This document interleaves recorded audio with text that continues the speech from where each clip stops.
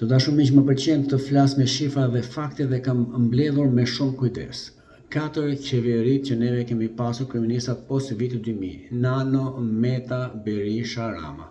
Janë vjedhur sipas tyre, siç raporton kontrolli i lartë i shtetit, mbi 20 miliard euro. Po mos harroni, se ata që kontrollojnë janë shqiptarë dhe parasysh rregullohen, mos shkruaj 10 milion, shkruaj 5 milion, që jam i bindur që do të jenë më shumë.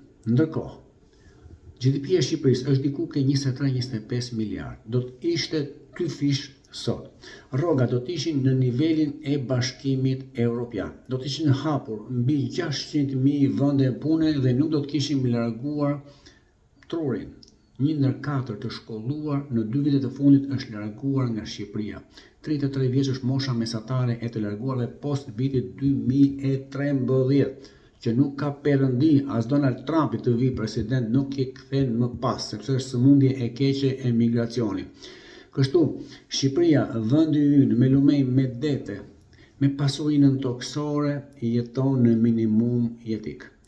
Krim galopant, dhe pikërisht nga këta 4 balos, që në 27 shkurt 2008 votuan dhe ndryshuan kushtetutën për listat e mbyllura, që do thotë shefi i partisë, si dikur në veri këta u ndanë në 2 pjesë, votojnë për ata që duan vetë, duke garantuar kështu pushtetin e tyre, familjet e tyre dhe miliardat e vjedhura fatkeqësisht të fshehura në offshore, në bankat të Zvicrës, të Kiprës, të Gibraltarit etj, ku nuk kërkojnë llogari nga i solli, po veç bjeri ti se të tjerat i dim na. Kështu shqiptarëve ju mbetet veç se të flasin. Çfarë do ndryshojë nga këto shifra reale që askush nuk i kundërshton? Sigurisht asgjë.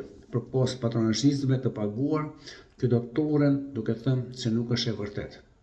Po, ne jemi një popull i pasur, por i vjedhur nga ata që i votojnë vetë.